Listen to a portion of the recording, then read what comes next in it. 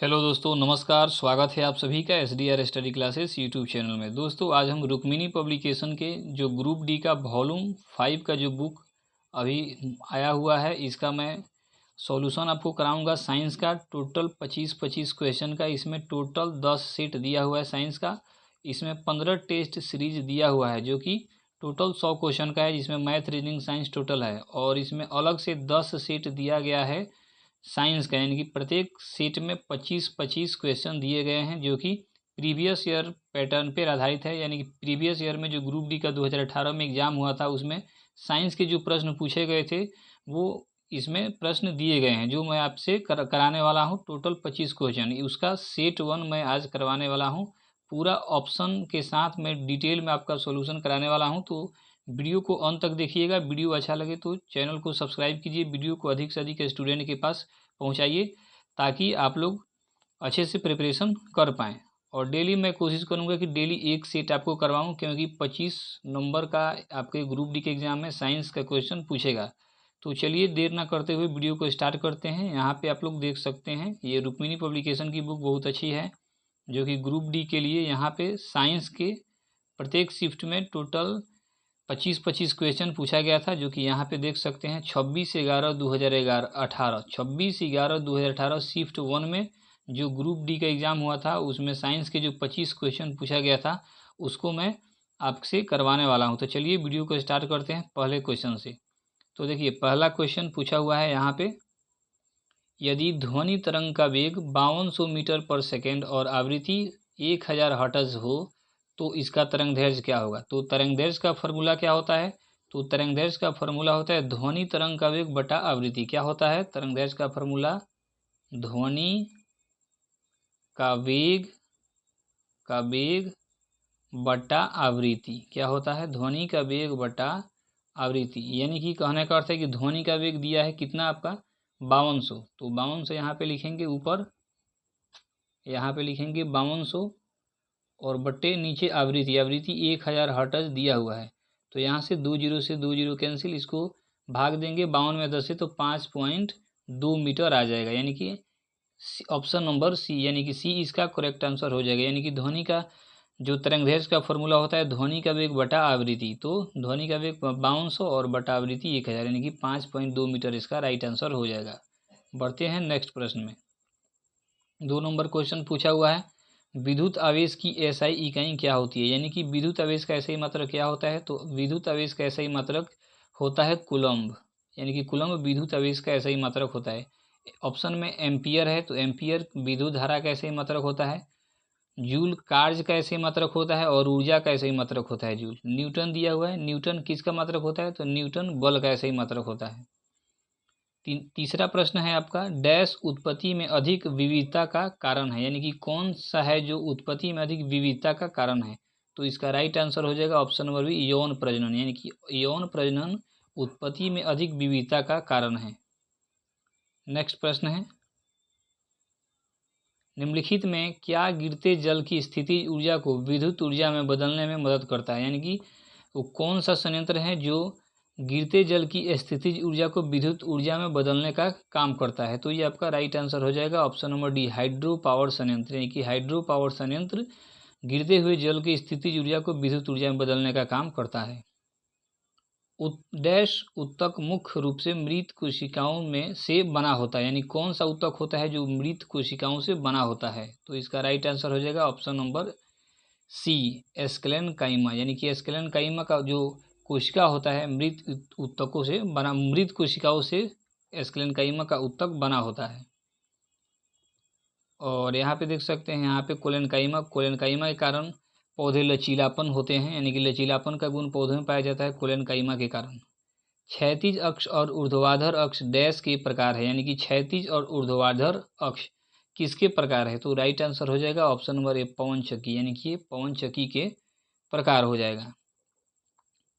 n=3 से n=2 स्तर में किसी इलेक्ट्रॉन के परिवर्तन को डैश लाइन उभरती है। यानी कौन सी लाइन उभरती है। तो इसका राइट आंसर हो जाएगा ऑप्शन नंबर सी, दृश्य स्पेक्ट्रम। नेक्स्ट 8 नंबर प्रश्न है, निम्नलिखित विकल्पों में से जो सही है उसका चयन करें। यहाँ पे फॉर्मूला दिया हुआ है और उसका नाम दिया हुआ है, कौन सा सही है। तो यहाँ पे ब्यूटेनॉल दिया हुआ है C4H9OH, और यहाँ पे इथेनॉल का फॉर्मूला CH3COH, C2H5COH ये प्रोपेनॉल का, और HCOH मेथेनॉल का। तो इसमें पूछा है आपसे कि इसमें कौन सा विकल्प सही है। तो इसका राइट आंसर हो जाएगा ऑप्शन नंबर ए, यानी कि ये सही है हो जाएगा। यानी कि ब्यूटेनॉल का फॉर्मूला होता है ब्यूटेनॉल का C4H9OH, यानी कि ये आपका राइट आंसर होगा। नेक्स्ट प्रश्न है, निम्नलिखित में से कौन सा विकल्प सार्वभौमिक संकेतक के बारे में सही नहीं है।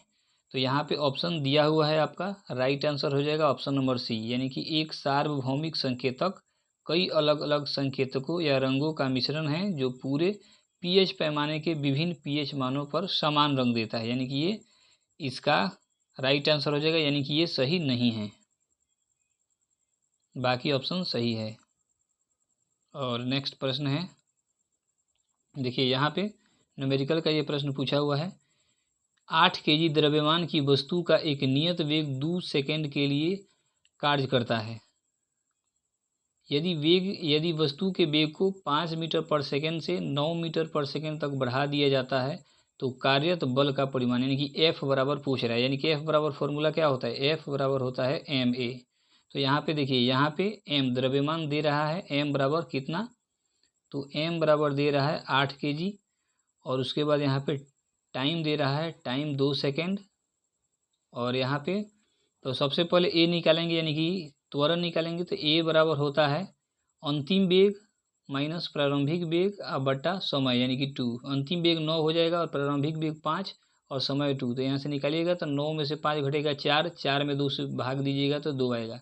तो F बराबर एम ए, यानी कि m दे रहा है 8 इंटू ए आ गया 2, यानी कि 8 दूनी के 16, यानी कि 16 न्यूटन इसका correct answer option number D, 16 Newton इसका करेक्ट आंसर हो जाएगा। बढ़ते हैं नेक्स्ट प्रश्न की ओर।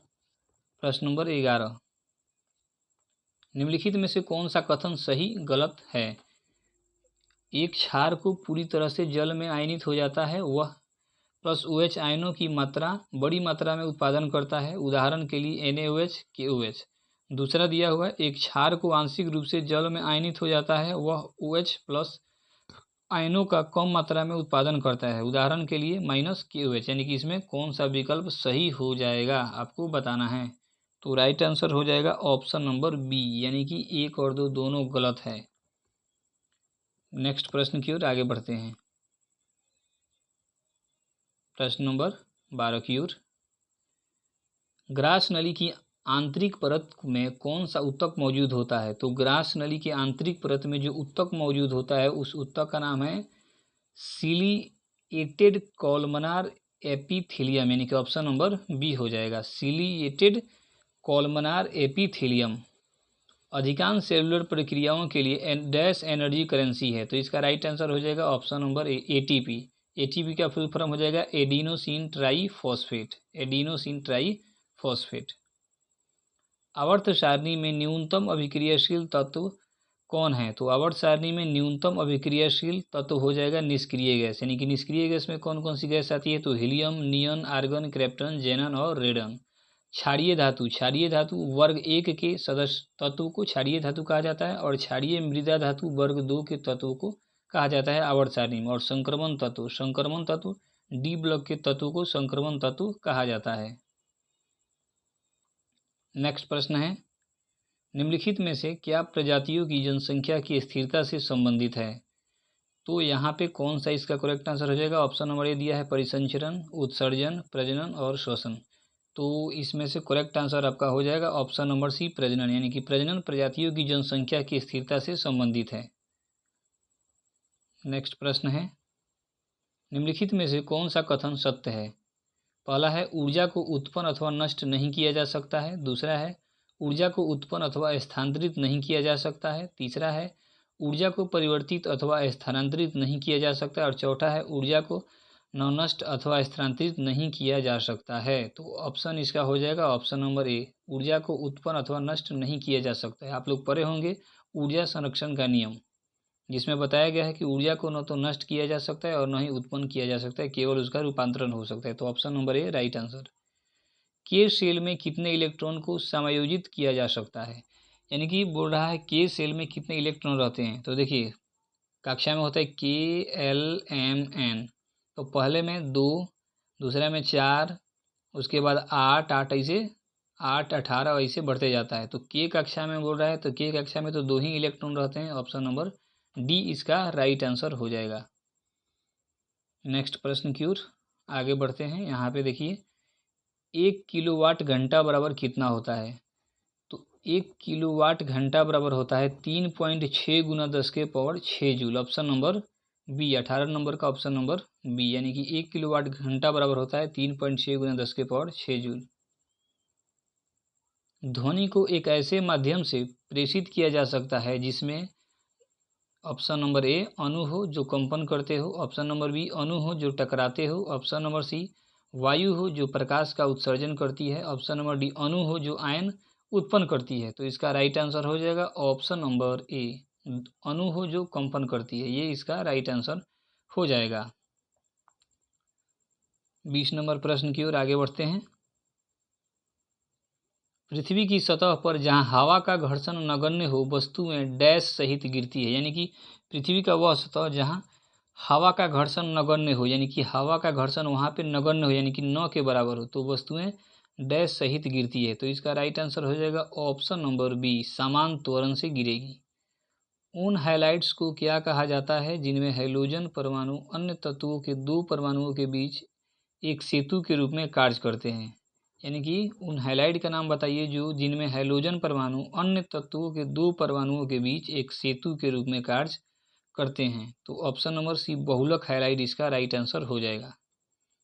संवेग परिवर्तन की दर को क्या कहा जाता है। तो ये आपको याद ही होगा कि संवेग परिवर्तन की दर को क्या कहा जाता है, तो बल कहा जाता है। Option number C right answer हो जाएगा। 22 का ऑप्शन नंबर सी, यानी कि संवेग परिवर्तन की दर को बल कहा जाता है। धातुओं के बारे में निम्नलिखित में से कौन सा कथन सही नहीं है। तो यहाँ पे दे रहा है कि धातुओं का गलनांक और क्वथनांक उच्च होता है, जो कि बिल्कुल सही बात बोल रहा है। बी नंबर, सभी धातुएं पारे के अतिरिक्त कठोर और दृढ़ होती है, ये भी सही है। धातुएं चमकदार होती है और उन्हें पॉलिश किया जा सकता है, यानी कि ये भी ऑप्शन सही है। अब बच गया ऑप्शन नंबर डी, धातुएं अघातवर्धनीय और तन्य नहीं होती है, जो कि बिल्कुल गलत है, यानी कि ऑप्शन नंबर इसका डी करेक्ट हो जाएगा। यानी कि धातुओं के बारे में गलत है, ये अधातु का गुण बता रहा है और धातु के बारे में पूछ रहा है, तो ये ऑप्शन नंबर डी इसका राइट आंसर। किसी पृष्ठ के इकाई क्षेत्रफल पर लंबवत लगने वाले बल को क्या कहा जाता है। तो इसको दाब कहा जाता है। यानी कि किसी पृष्ठ के एक इकाई क्षेत्रफल पर लगने वाले बल को क्या कहा जाता है, तो दाब कहा जाता है। यानी कि दाब बराबर होता है बल बटा क्षेत्रफल। दाब बराबर क्या हो जाएगा, दाब बराबर बल बटा क्षेत्रफल। तो एकांक क्षेत्रफल पर लगने वाले बल को दाब कहा जाता है। नेक्स्ट है HNO3 के सापेक्षिक द्रव्यमान की गणना करें। यानी कि HNO3 के सापेक्षिक द्रव्यमान, यानी कि द्रव्यमान बोल रहा है कि HNO3 के द्रव्यमान निकालिए। तो कैसे निकालेंगे, हाइड्रोजन का कितना होता है एटॉमिक मास, तो हाइड्रोजन का यहाँ पे HNO3 दिया है, यानी कि हाइड्रोजन, नाइट्रोजन और ऑक्सीजन। तो हाइड्रोजन का तो 1 हो जाएगा, प्लस नाइट्रोजन का कितना होता है 14 होता है, प्लस ऑक्सीजन का 16 होता है एटॉमिक मास। तो 3 बार ऑक्सीजन लिया है तो सुर्तियाँ 48, इसको ऐड करेंगे तो 14 1 15 और 15 में 48 जोड़ेंगे तो 8 5 13 के 3 और 4 1 5 1 6, यानी कि 63 यूनिट आ जाएगा। ऑप्शन नंबर डी इसका राइट आंसर हो जाएगा। 25 नंबर का ऑप्शन नंबर डी। तो ये रुक्मिणी पब्लिकेशन का जो वॉल्यूम 5 निकला हुआ है ग्रुप डी का प्रैक्टिस सेट, उसमें जो टोटल 10 सेट दिया हुआ है साइंस का, उसका मैंने सेट 1 करवा दिया है, जो कि आने वाला ग्रुप डी का एग्ज़ाम जो कि 17 अगस्त से स्टार्ट होने वाला है, उसके लिए बहुत ही इंपॉर्टेंट है। वीडियो को अधिक से अधिक स्टूडेंट के पास ज़रूर शेयर कीजिए। मैं इसका जो सेट 2 है उसको जल्द ही लाने की कोशिश करूंगा। वीडियो अच्छा लगे तो लाइक ज़रूर कीजिए, चैनल को ज़रूर सब्सक्राइब कर लीजिए ताकि मैं जो भी वीडियो डालूँ उसका अपडेट आप तक पहुंच सके। चलिए मिलते हैं नेक्स्ट वीडियो में।